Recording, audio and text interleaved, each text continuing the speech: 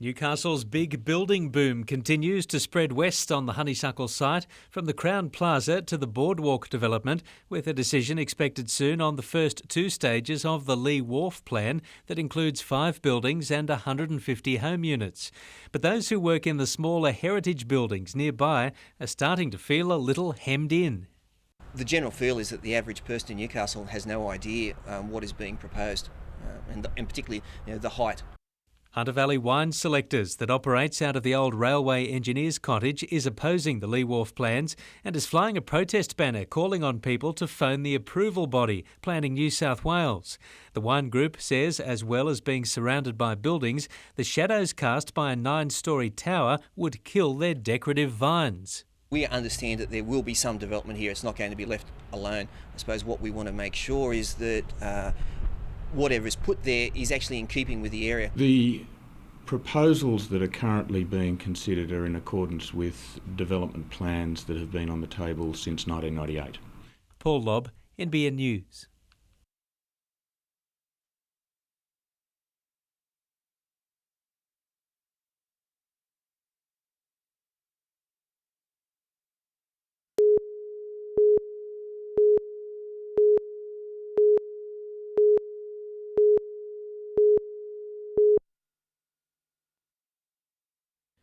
For Peter Barnett, an opening round win at home in his first ever NBL match would prove no better birthday present. I'm 30 in 2 weeks actually, and it's been a while coming, but I'm really looking forward to the experience. Actually, I spoke to my wife on Monday and said I feel a bit nervous already. The former Newcastle Hunter ABA forward will soon realise a childhood dream on playing in the NBL, something he thought was out of reach after the Falcons collapsed in 1999. If I get my opportunity, just to take it, enjoy it, don't do things that I don't know how to do, and just play within my limits. Win or lose, tonight's match will be long remembered by both players and spectators, with many there to support Newcastle's newest favourite son. I know a few people that are coming, and they've all said keep an eye out for us, so I shall endeavour to do so. A few of the Hunters guys said they're coming along. They got the uni games this week, so a few of them will be primed.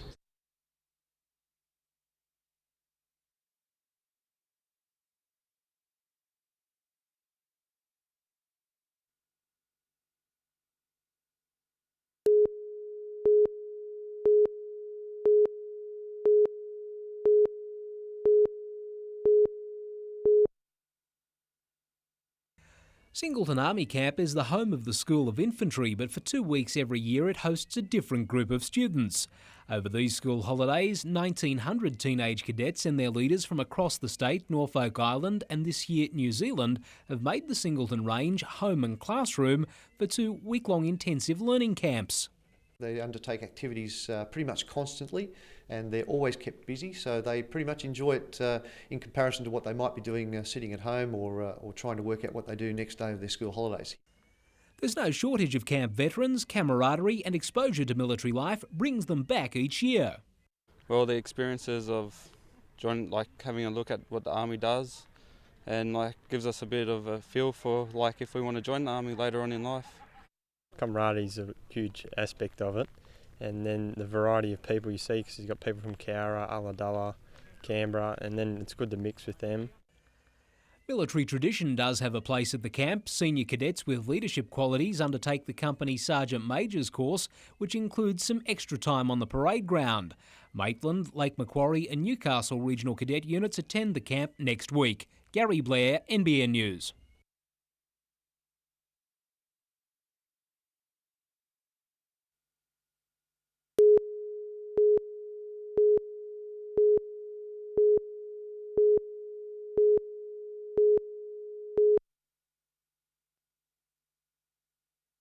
Set against the familiar beach backdrop of Newcastle's annual Surf Fest, the film tells the stories of young people, their triumphs and troubles.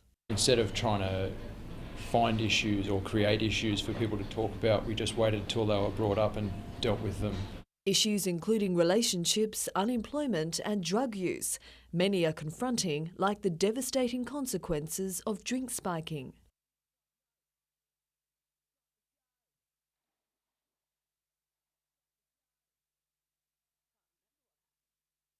Alicia Bine plays the victim of spiking. She says the film has a lot to teach. That it can happen to anyone, really, that anyone can be the victim, and I don't think people believe that they are. Us, a Subculture AU, was devised and produced by a group of around 50 young people. They also star on screen, and up-and-coming musicians like Buster Brown can be heard on the soundtrack. It's no Hollywood production, but something these young Novocastrians can be proud of. But I think our one's a lot more interesting because it's a lot more real. It's not Batman flying through the sky and stuff. It's actually about, youth and real issues. The film and Buster's song, No, Like the Song Says, about drink spiking will premiere tomorrow night.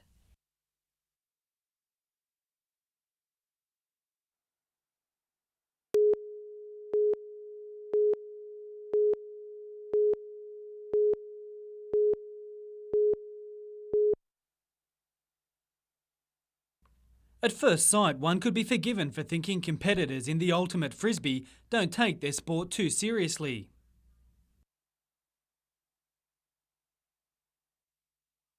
Looks can be deceiving. This cross between netball, American football and probably a few other sports requires high levels of skill. Trailing the less fancied Newcastle University in their clash, the University of Sydney team was desperate to level. It wasn't long before the visitors took the lead. But playing on the same turf where Andrew Johns is considered a god might have inspired Newcastle. Quick thinking and Sydney mistakes saw the team level and then take the lead. Before going down by 8, they did however come back to win a bronze over ANU. Competition wrapped up today at the Athletics. In the men's 4x100 metre relay, the University of Queensland gave all other teams something to chase. They crossed the line first, but a fast final leg by Newcastle Store gift winner Joshua Ross saw them win the bronze, Monash taking the silver. In the women's final, the Australian College of Physical Education proved strong, beating the Universities of Queensland and Melbourne. And in other results, Newcastle Uni's Ben Harradine won the gold medal in the discus, Heather Sinclair won bronze in the 10,000 metres, while Casey Cunningham also came third in the 400 metres.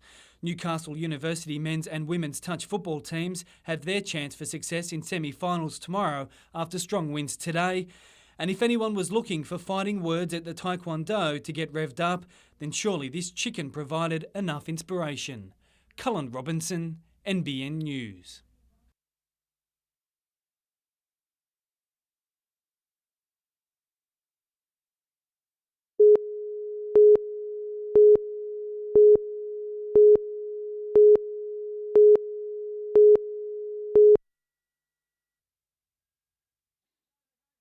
In this type of competition, some rough and tumble is to be expected, and Penrith's Craig Pullen now knows just how brutal BMX can be. Carried off the track on a stretcher with a suspected broken knee, Lake Macquarie's Stuart McDougall went on to win that race, edging out Maitland rival Hall Caslick. The Penrith club clawed its way back up the points table in the A Cruiser final, with Alex Lloyd holding out determined Lake Macquarie pair Ryan Carter and Andrew Lamb. In the Double A Cruiser race to follow, the Liverpool club enjoyed the Quinella, and it's no wonder, with state and national champion Luke Medill leading by example. Speed and accuracy were also in play at King Edward Park at the final round of the Tri-Challenge Series.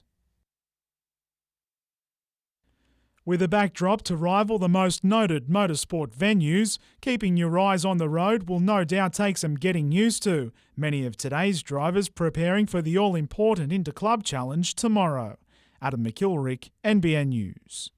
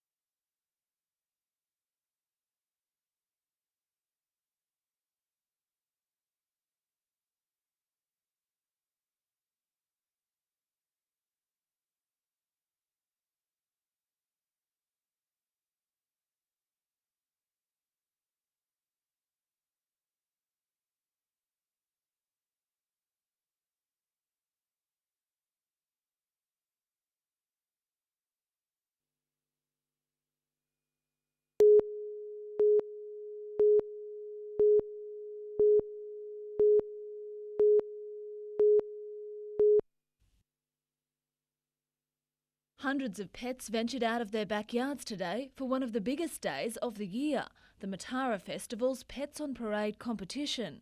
Some dressed up for the occasion, others even took the time to warm up.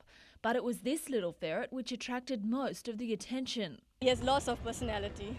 I highly recommend a ferret actually. A few hungry rats and a rascally rabbit also entered the event, while some dogs were more approachable than others. Once it was showtime, most of the animals showed no signs of stage fright, even this cat, which was outnumbered by dozens of pooches. Katie, a Pets' therapy dog, took out the award for Pet of the Festival. Jack the Whippet took out the best dressed. He later made an appearance in another category, this time wearing a different hat. And age proved no barrier when it came to the cutest pet, the award going to 10-year-old Sally. Well, she's an inside dog and she barks a lot. Lyndall Derrick, NBN News.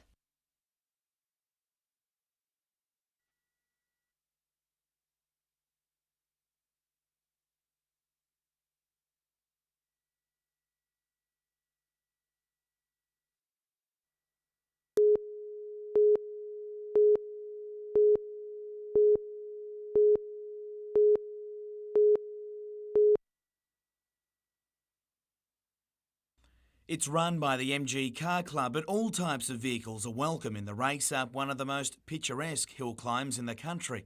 At 14, John Lodge Jr. proved it's for all ages as well, beating many more qualified drivers for time up the hill. Fewer in Neil Farr's league though. His Bowen Hay open wheeler scorching up the short journey to be the quickest overall, almost 5 seconds faster than the rest of the field. A little different than some, like Hugh Crockett's 35 Ford Special, which highlighted some of the more historic cars also on show today. From one track to the next, and the East Lakes Athletics Club has produced its 4th Matara Sprint champion, with 17-year-old Lee Bennett first, taking just 11.3 seconds to complete the 100-metre distance. The women's final was run in conjunction with the men's, where Swansea Belmont beach sprinter Lisa Wright edged out Maitland's Cara Bull. And Central Coast has taken out the New South Wales Country Baseball Championship at Belmont. Illawarra eliminated Newcastle to reach the decider, but ran out of puff in the big one. Central Coast batting in 5 runs in the second innings to take control. Illawarra fought back late in the game but couldn't catch the Coasties, going down 6-4.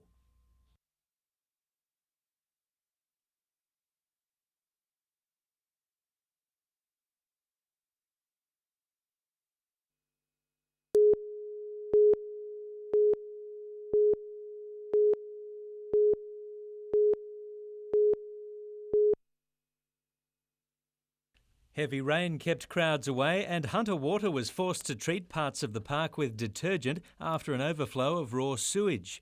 But when the spray cleared, the amazing racing pigs took centre stage.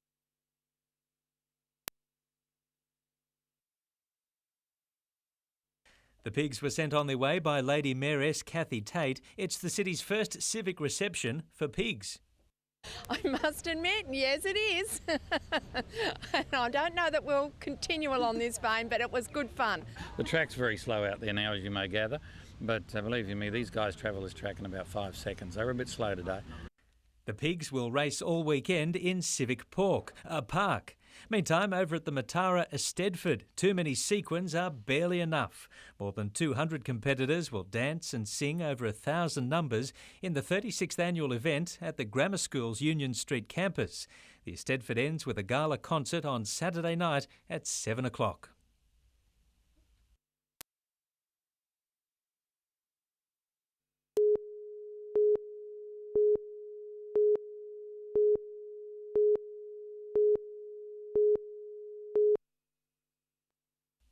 Like others on the land, winemakers also depend on the rain for their crop success. And although their region is more resilient to drought, grape growers in the Hunter Valley today couldn't have been happier with what was happening outside. We couldn't ask for better actually. The vines, as you can see, are in full vegetative growth, and this rain really just gives them a boost along. It's just fantastic for us. But while today's downpour of 5 to 10 millimetres around Cessnock will help ensure a bumper season, for some further up the valley this year is already a write-off due to a recent frost. The frost just freezes the new little shoots that's coming back on, and that's where the grapes are, and they obviously die back, and this entire crop for this year is destroyed. While bigger producers will be able to absorb the losses, many smaller wineries won't be producing any Chardonnay this season. Some producers have in fact lost 100% of their crop. Some of the smaller growers that have got Chardonnay in particular down on the river flats, it's really quite devastating.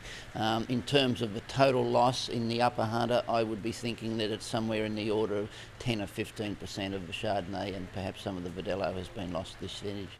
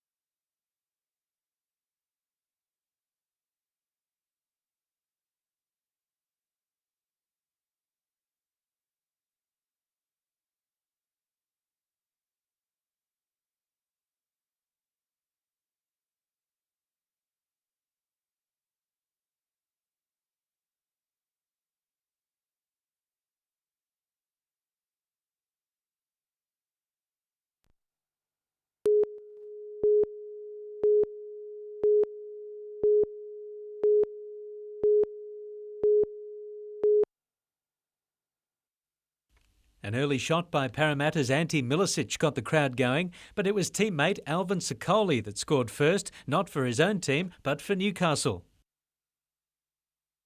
Sicoli was feeling a little silly, but the pain was more physical for United's Robbie Middleby and Asala Massey, both leaving the field injured. Former Newcastle striker Travis Dodd equalised the score in the 45th minute, taking it to 1-1 where it stayed until the finish. It was a battle of Newcastle's youngsters against the team fancied to win the NSL. Newcastle rises to 8 points on the ladder, extending its lead over second-placed Sydney United by 2 points.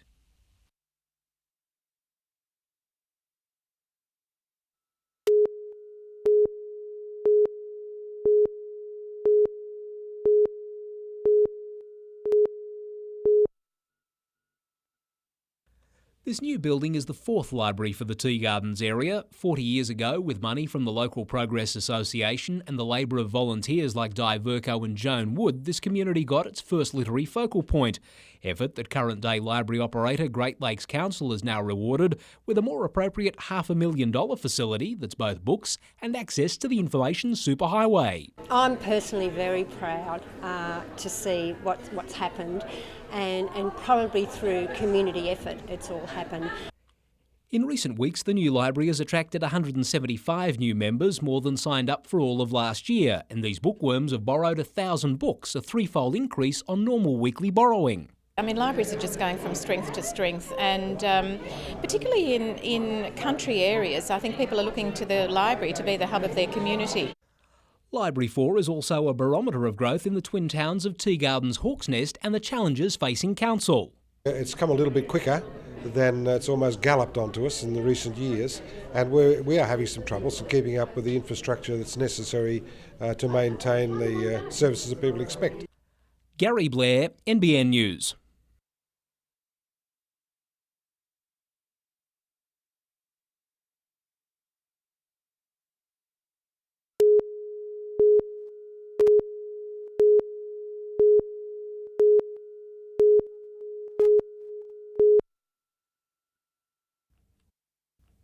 Already a shopping mecca, Charlestown Square is set to sprawl even further. That is a full move southwards, consuming the bowling club where it is at the moment, Frederick Street and all of the sporting grounds.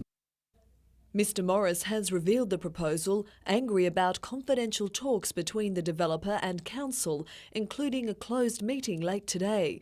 He says the community should be involved. What I want to see Lendlease do is go to the community, hold some community forums, get some feedback.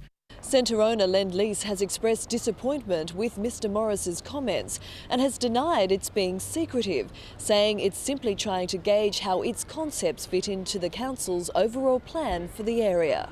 At the end of the day, we want to talk to all stakeholders, neighbours, council, the whole lot. So that's part of the workshop today with councillors, to try and get the best solution for the community. It's a bit silly for them to do plans that they then prepare for council and we say, no, look, that doesn't fit in with our vision. So, I think this is a proper approach to take it. Lendlease says it's already conducted initial research and is considering the expansion south, but says nothing is final.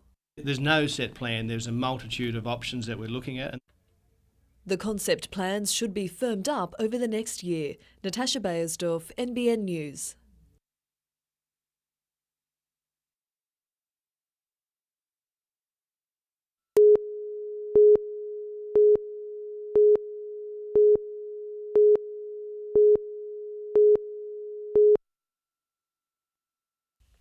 Dating back to 1908, this Lee Wharf shed will form the centrepiece of the Maritime Centre.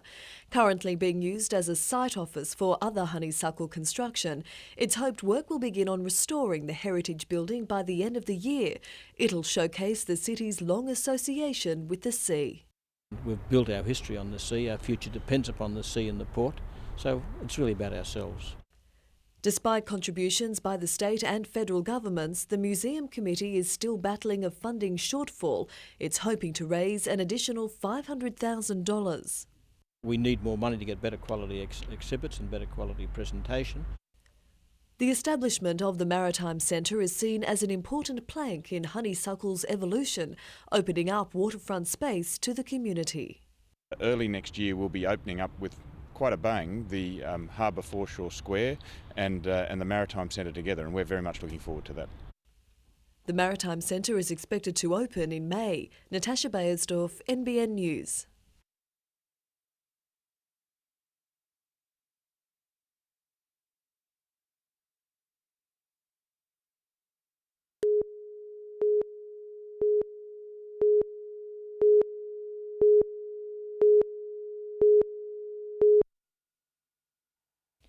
%90 of Newcastle motorists say they've been subjected to some form of road rage. That's according to a report by Amy Insurance.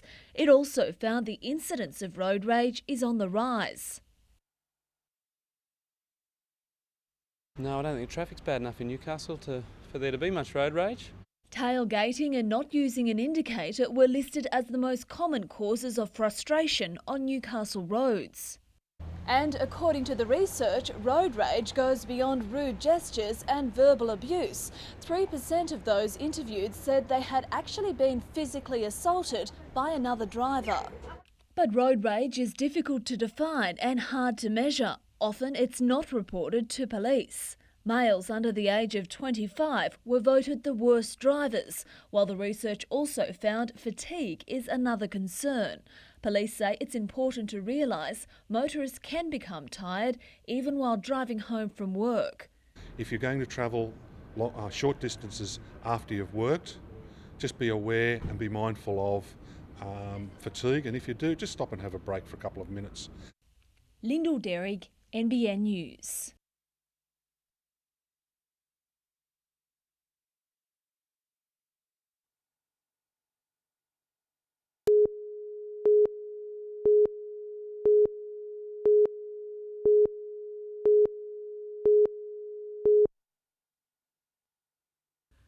Traditionally, unless you were about to receive it, racegoers could only dream of getting this close to the Melbourne Cup.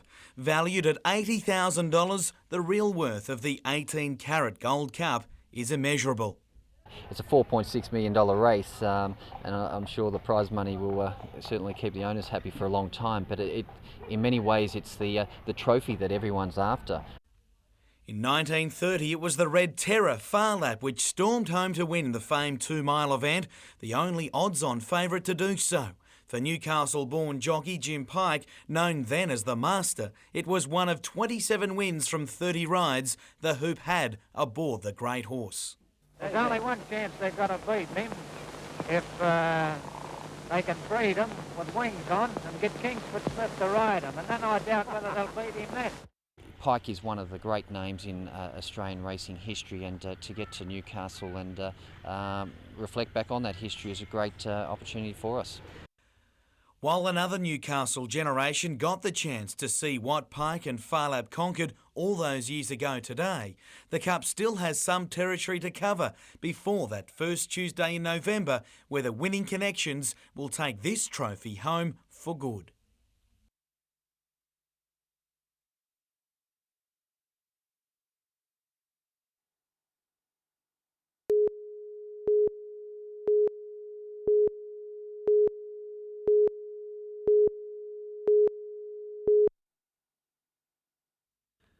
Matching a strict diet with countless hours hard at work in the gym and other training regimes isn't for everyone, but for Lance Jensen it's become a way of life, and the results are clear to see.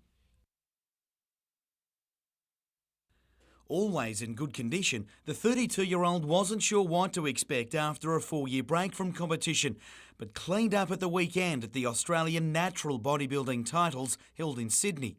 With another domestic championship on the line soon, it's the world titles in Belgium next month that he's really gearing up for. I set my goal to win an Australian title, and so to achieve that, I'm happy. The rest's cream. I'll just enjoy the ride. From strength to endurance, and Ellie Barner's Alira Bull is world title bound too for the Sport Aerobics and Fitness Championships.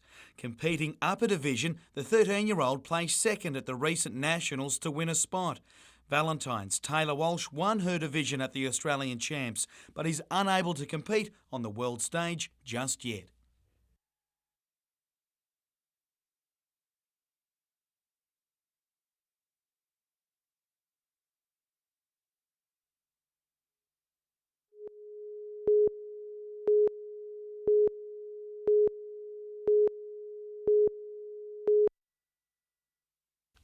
The War Widows Guild has provided a lifeline for thousands of women across New South Wales, including Judy Cutmore. The Newcastle Club president lost her husband 11 years ago, and thanks to continuing support from this group, has managed to keep her head high. When you lose your husband, it's a ghastly thing. And when you come to our meetings, you know that each and every lady here has gone through the same trauma. Today, the local guild celebrated 52 years of existence, along with the help of RSL and Legacy Club members and guest of honour, Rear Admiral Peter Sinclair. The New South Wales Guild is hoping to extend its support to the state's 40,000 war widows, and it has already gone some way towards doing that with the establishment of 13 new branches. We're looking next year to interviewing the Vietnam Korean widows, and we're trying to encourage them to join the Guild. They are the future of the Guild. The organisation has also embarked on a plan to improve transport services for the state's 62 clubs. Colleen West, NBN News.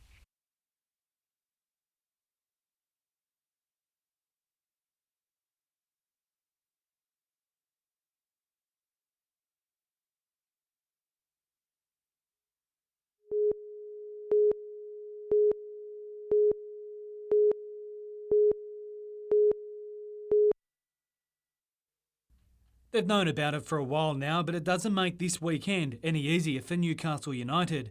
The team takes on Wollongong at home on Friday night, but leaves the next day for Victoria, where they'll meet South Melbourne on Sunday afternoon. The one thing I'm going to stress over the next couple of days is we concentrate just on Friday. We'll worry about Sunday when it comes up. I think if we go into it thinking to ourselves as a group, well, you know, we'll need to save something for the Sunday, we can end up losing both games.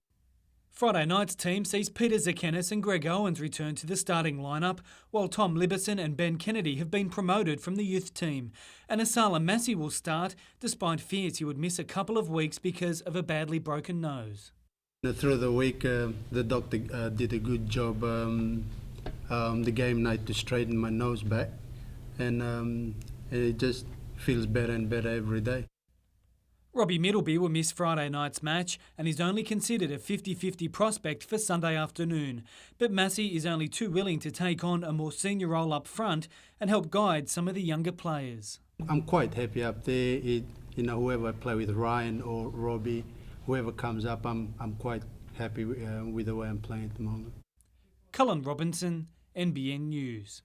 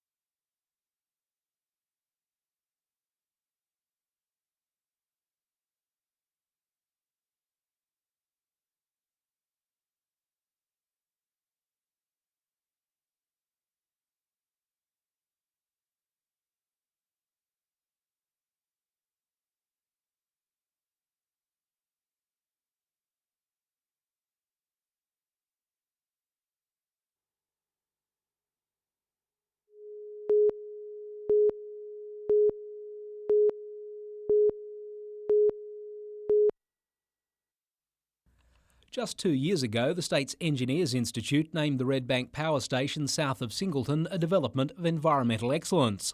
Today, the state government regards that same technology of using coal washery waste to produce electricity as a thing of the past. Plans to build a second plant rejected because of concerns about greenhouse gas emissions. The government's decision has disappointed Singleton Council, denying the Shire a $235 million development and a chance to address a coal industry problem that affects the local environment. Redbank 2 has been working very, very closely with the coal mining companies in overcoming one of the problems they have, of course, is getting rid of the tailings. Redbank 2 was earmarked for near the Bulga coal mine. It would have produced 132 megawatts of electricity, which is small compared to the existing 4,500 megawatt capacity of the Hunters 2 coal-fired power plants. Upper Hunter MP George Souris and his Nationals leader Andrew Stoner have jointly attacked the government's decision as questionable. They argue too much emphasis is being placed on carbon dioxide emissions rather than Redbank's reduced output of other gases that have a greater impact on the environment. While the developers of Redbank 2 were today being briefed by the government about the refusal, Singleton's mayor has urged both parties to work through the problems. We'll be working closely with Redbank, if they wish us to help overcome any of the issues that have been seen as the sticking point for it. So we'd like to see them work their way through it. Gary Blair, NBN News.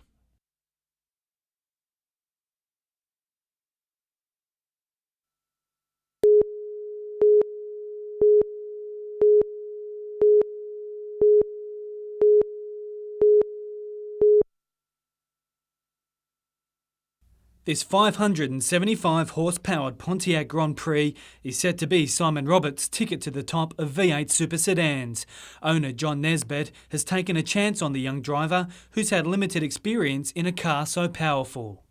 I've driven my dad's once before, or a couple of times before, and the power is just unbelievable compared to a go-kart anyway, especially on the dirt as well. Makes it that much more interesting. Dad, Bernie Roberts, is well known to Speedway fans, and next month the pair will go head-to-head for the first time. It'll be a lot of fun. We'll have to wait and see what happens when it happens, I suppose.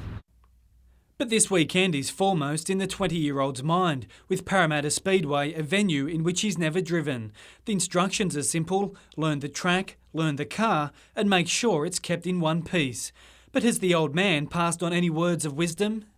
No, after you've been a state go-kart champion, what advice can you give him? Just make sure you stay safe and bring the car home in one piece and try your hardest.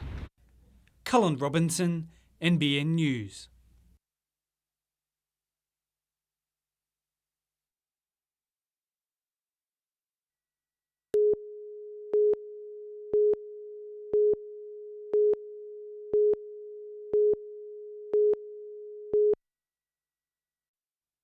Meet Anne-Marie Bowdler, the Year 12 student, dancer, singer, actor, model and now Miss World contender.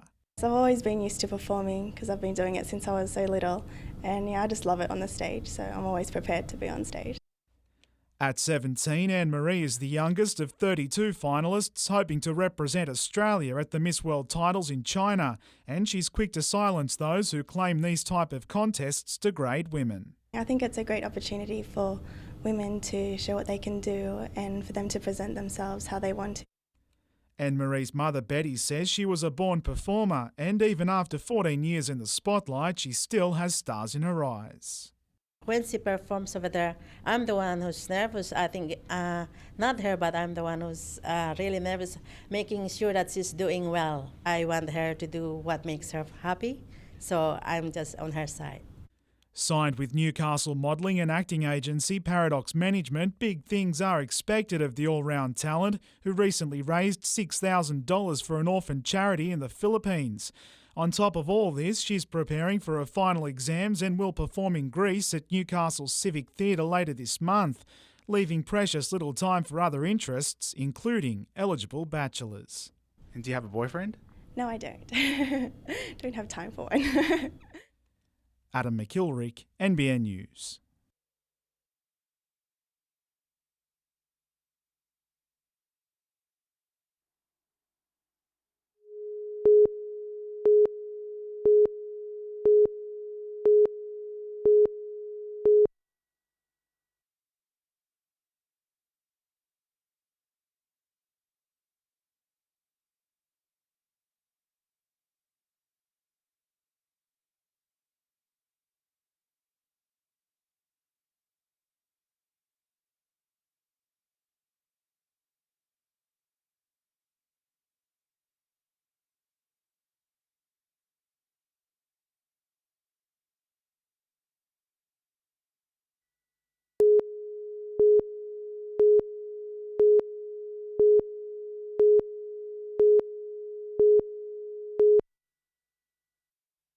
This afternoon's Aero Pelican flight from Sydney successfully battled a crosswind, and according to the airline, it's winning the battle to stay in business in a tight regional market. We actually sold an aircraft to basically keep the operation running cost effectively, and we've been building up the figures with a steady trend up until these days. Aero Pelican operates up to 55 return flights a week between Belmont and Sydney, and up until June was a sister company of Horizon Airlines that this week appointed an administrator to help it trade out of trouble. Aero Pelican says its business is on the up and up despite tough times in the industry. I think it's a tough time for the whole of aviation at the moment, especially the last year with all the world issues going on, so it certainly is hard to stay the right side of the line for an aviation business. Paul Lobb, NBN News.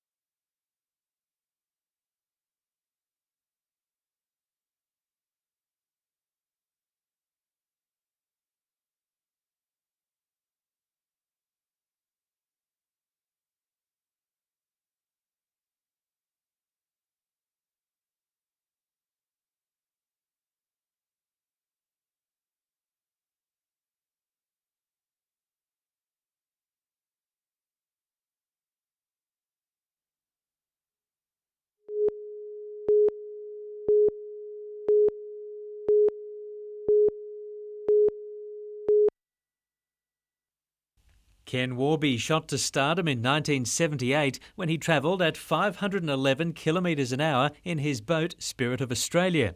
Now he has a new boat and together with son Dave hopes to break his own record.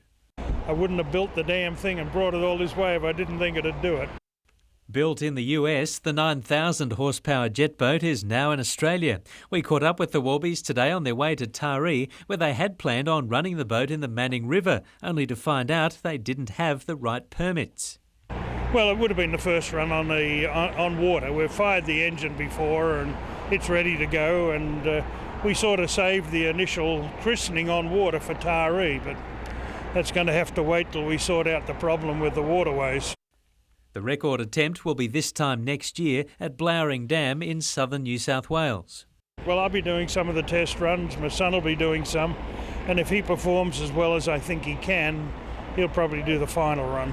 I've grown up seeing my father break the world water speed record. It's every kid's dream to do what their father does. At least for now, this is about as fast as Aussie Spirit will travel. Paul Lobb, NBN News.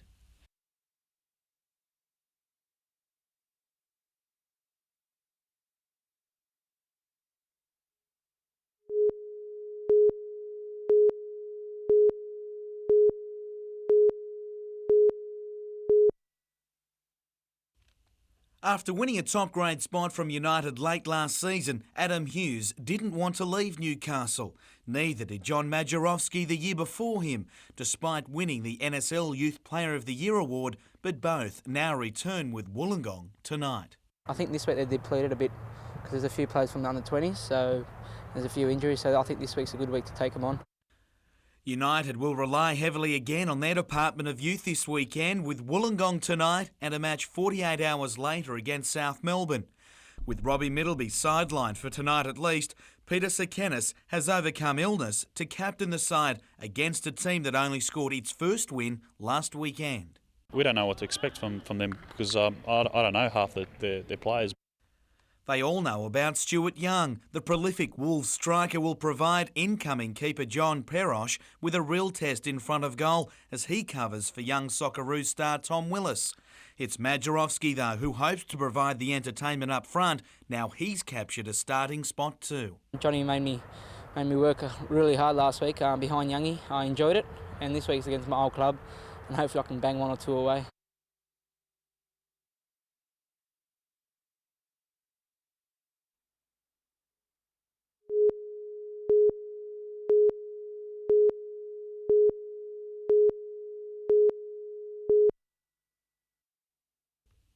Things didn't start well at Phillip Island. After wrapping up the World 125cc title last weekend, Danny Pedrosa crashed out in practice, breaking both ankles.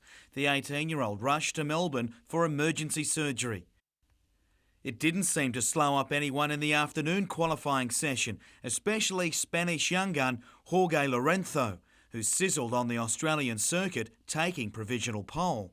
Just a day past his 18th birthday, the now legal Casey Stoner is happy to toast the occasion with the winner's champagne on Sunday, and going on times today, he's right on the pace, clocking the fourth fastest lap time of the session. He could well have finished even higher, save for the gamemanship of Hector Barbara on the final lap of qualifying, the Spaniard slowing the Australian enough to ensure he kept a hold of top two place, prompting Stoner to exchange words with his rival soon after.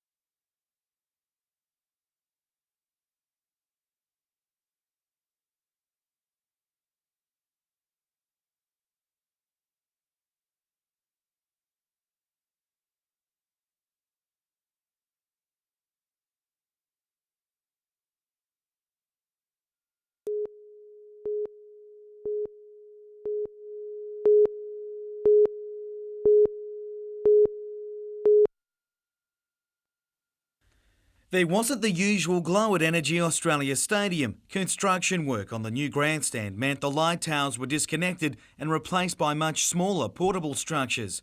A lone wolf was left dancing to his own tune as the crowd was kept in the dark for half an hour before officials agreed to go ahead with the game. It took just 6 minutes for Ryan Griffiths to find the target with a driving left foot strike that got the whole place in the groove. Stand-in goalkeeper John Perosh looked comfortable. Not so Daniel Cummins, who got on the wrong side of Asala Massey. The second half almost began like the first, but Andrew Cruz and then Jacob Tapano saved the day for the Gong. Chances continued but just didn't fall for the home side. While two former United players thought they'd got an equaliser before Adam Hughes' shot was called back for offside. The Wolves' defence held firm. Mark Wilson and Greg Owens both had shots blocked. Perosh the only thing stopping Stuart Young at the other end. Fittingly, the second came from a hard-working Damien Brown cross, which found Tom Liberson unmarked and heading home for his first ever NSL goal. United play South Melbourne tomorrow.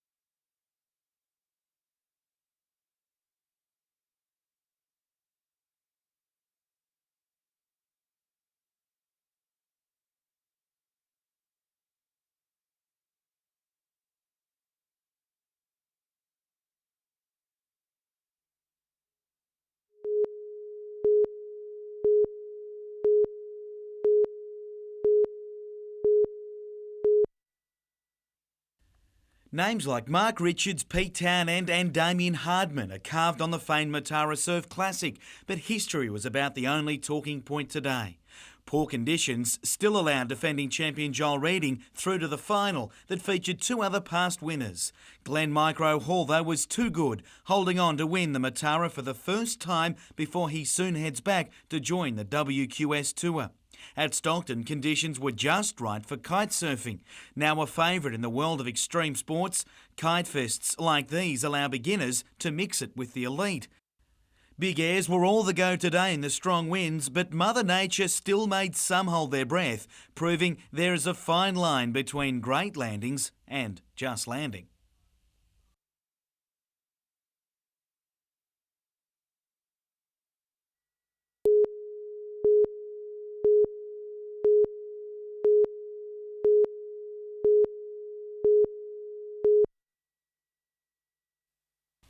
It looks like an unspoilt beach with pristine white sand dunes. But look a little closer and you'll discover Stockton Beach has tons of rubbish. These rusted pieces of metal were found buried beneath the sand, while other waste is washed ashore from the Hunter River. Lots of plastic bags. We found about 4 syringes. In just the last week, this pile of asbestos was dumped near the Lavis Lane entrance. But today, hundreds of volunteers, mostly from four-wheel drive clubs, focused on removing small pieces of rubbish. It's the only way they're going to clean the beach up if everybody gets the same enthusiasm and jumps in and gives a hand, and we can get it all cleaned up. And while volunteers quickly mastered the clean-up, once it was over, getting home was another matter. Lyndall Derrig, NBN News.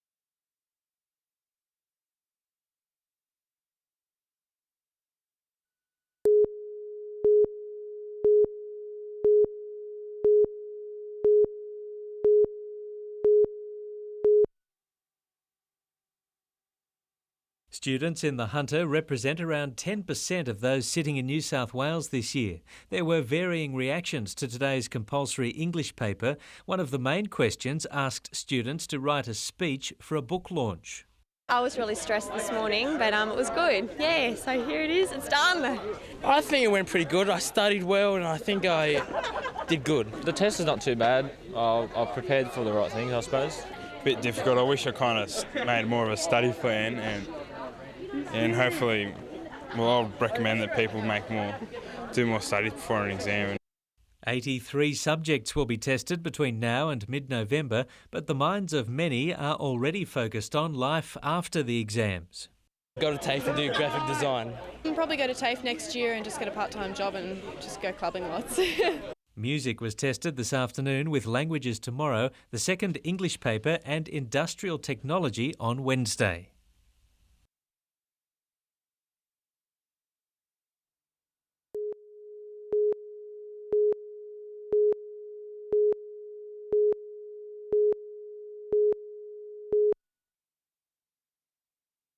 He didn't believe it yesterday, and today's review of the match only confirmed what Ian Crook thought all along, that Peter Sakanis shouldn't have been sent off against South Melbourne.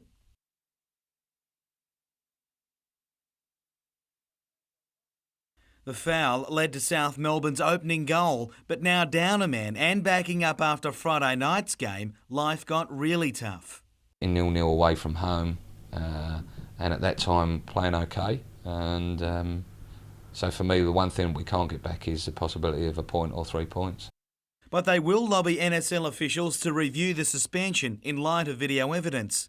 Little can convince players that double headers are a good idea. Yeah, it's a big ask, obviously, to back up, 2 games in 2 days, basically. So yeah, very tired. A few little knocks and injuries, but just very fatiguing. Greg Owen's goal offered the only highlight of the 4-1 defeat.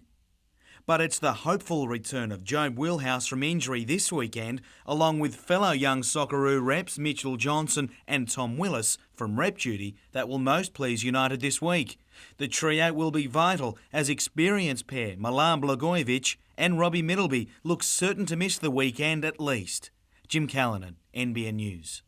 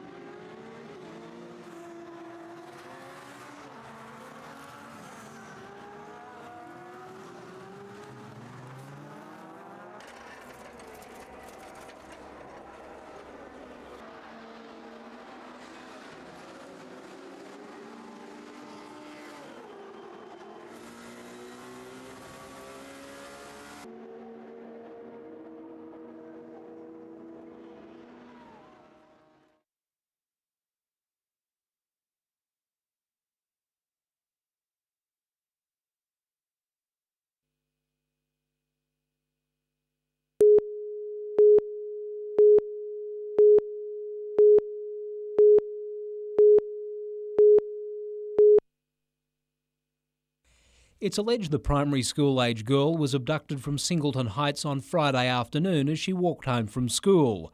Police allege she was taken to the village of Broke, south of Singleton, where it's then alleged an attempt was made to kill the child.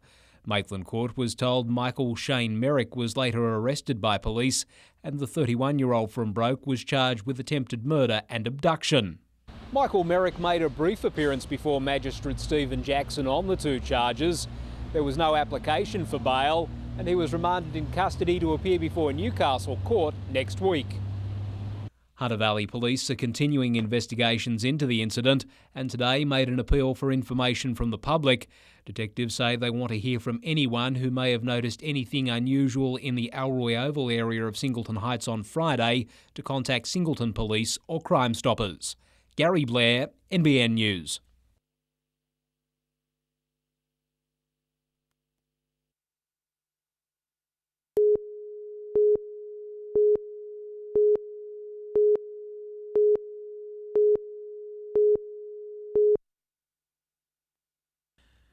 You don't have to look far at training to see the Pirates haven't enjoyed much luck so far this season. Cameron Rigby must feel a little like he's going around in circles with a hip injury ruling him out for a second week, and although shin soreness kept Matt Shanahan sidelined today, he's a definite starter against Perth on Friday night.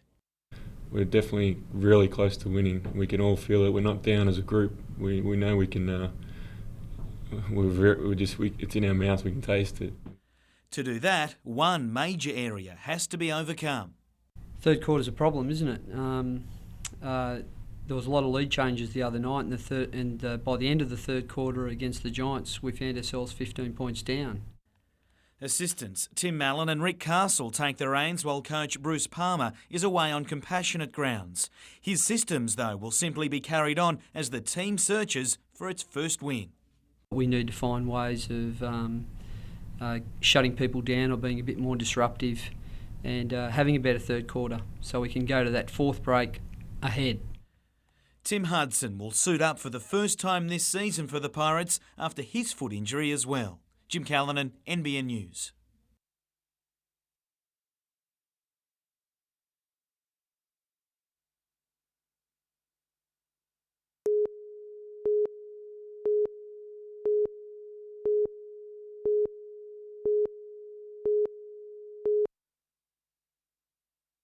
Back home only briefly, with one Grand Prix left for the season, you get the feeling Casey Stoner wishes it was already over. I've lost a little bit of, a little bit of determination for this year, but it's actually given me more determination for next year to make sure it doesn't happen again. The relative success of 3 second placings have been overshadowed with bike problems, falls and a year dogged by injury. Tumbling out when leading his home GP on Sunday, the latest in his rollercoaster ride this season. Having never broken a bone, Stoner has endured a wrist fracture, dislocated fingers and suffered 2 broken collarbones in the last few months, along with some life-threatening high-speed falls, which he's at odds to explain. It's frustrated the teenager, whose hard-working nature doesn't so much warrant success, but demands it. With 1 round left this season, it's safe to say next year is already on his mind.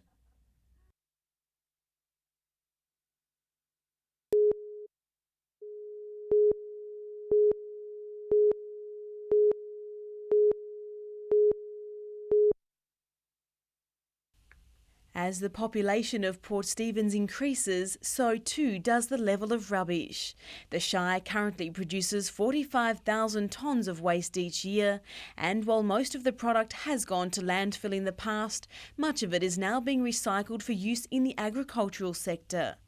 We'd like to leave less of a legacy with regards to waste management to the future generations.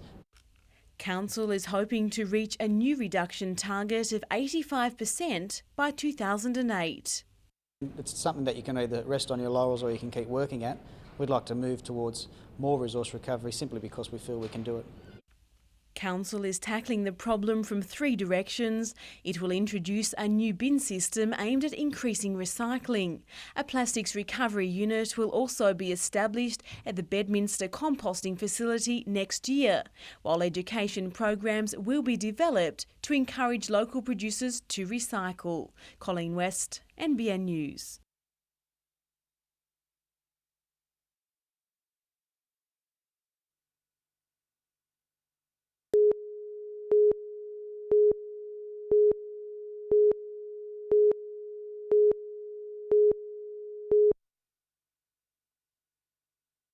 The Star Hotel riot in 1979 brought infamy to Newcastle on a national scale. Around 4,000 people, angry that the city's favourite live music venue had been shut down by police, took to the street and police cars in anger. Mark Tinson was the guitarist in the rock band The Heroes, who were told to stop playing by police on the night. It was just that there was a huge amount of emotion involved with the event, and when people are emotional, they can explode like that, and there's 4,000 people there, emotional people, farewelling one of their favourite haunts. You just go, well, you've got to treat these people fairly carefully because they're pretty worked up about the whole thing.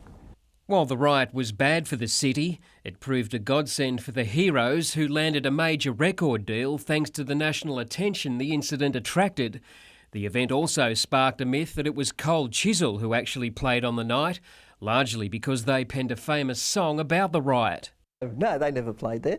I did see Barnsey down there one afternoon when we were playing there, but they never played there, and to my knowledge, Jim's the only one that actually bothered to pop in one day when they were playing in town.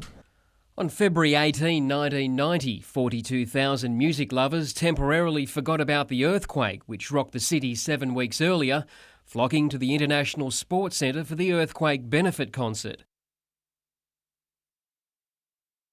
Midnight Oil were joined by the cream of Australia's rock bands in the event, which raised nearly $1 million. It was more than a great day. It was a special day. There was a real, euphoria. I don't think I've ever seen or experienced that level of euphoria that was there on the day. There was a huge, crowd wave going on in between bands as bands would change on the day. You get this big wave going around. There were people with blankets, and you had this sea of people on the field, and there were people that get a blanket and put someone on the blanket, and they'd all get the edges of the blanket, and you'd see this person, pop, straight up out of this, sea of people. And Newcastle's first premiership was celebrated with music when the Knights Army flocked to Civic Park. The Screaming Jets rocked alongside the players on what was described by Paul Harrigan as a perfect day. A lot of the Knights players were our age. We sort of went through the success trip together, and it was great to sort of hook up, on the day and celebrate in such fine fashion.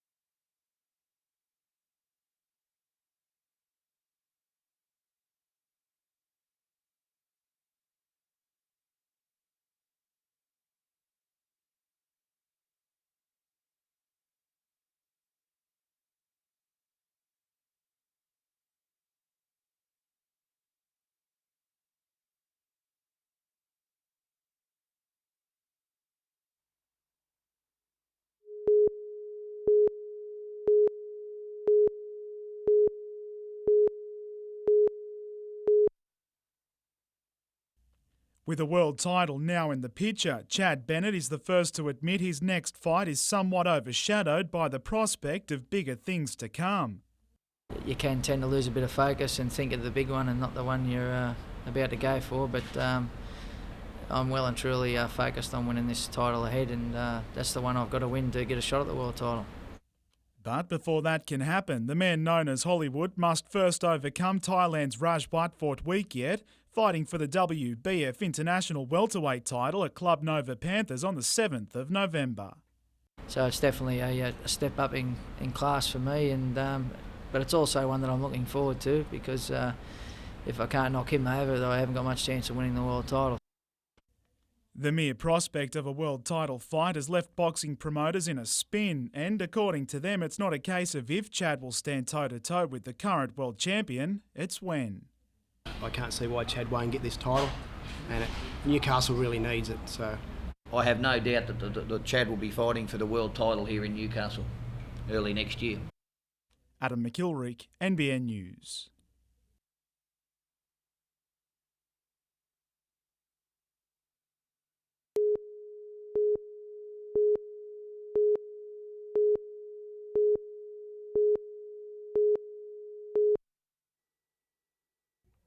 It was 5 years ago that the Koori Women's Netball Tournament was first played in Newcastle to encourage Aboriginal women to take up sport. The competition has grown since then, with more than 180 competitors expected to make the trip to Newcastle for the event, beginning tomorrow.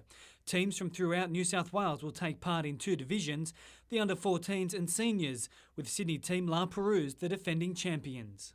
From that senior division, there will be a selection of an under-19 development squad for 04 for a State of Origin series against Queensland. The tournament is being organised by the Department of Sport and Recreation, the National Aboriginal Sports Corporation Australia and the local Awabakal tribe. Representing NASCAR as a selector will be former Australian netball player Sharon Finnan.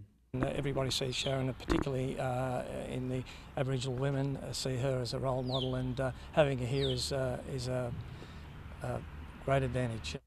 Cullen Robinson, NBN News.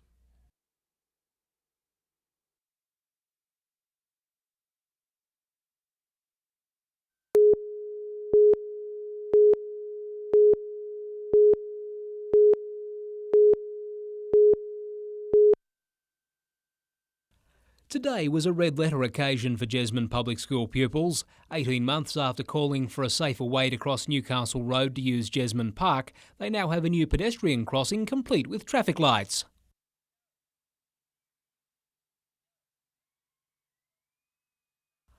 Finally being able to see the green is a dream come true. It's a wonderful day. It's something we fought very hard for, and it's been a long time coming, but certainly worthwhile. After seeing Jesmond's 200 pupils christen the crossing, local MP John Mills hailed the upgrade a win for democracy. Without the school, I'm sure it wouldn't have happened, but that was terrific because it has benefited not just the school students but the whole community.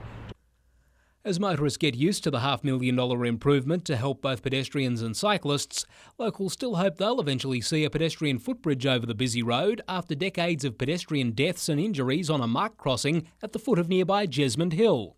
I reckon a little bridge with a ramp, either end, either way. I think it would have been far better. We wouldn't have had the traffic hold up. Gary Blair, NBN News.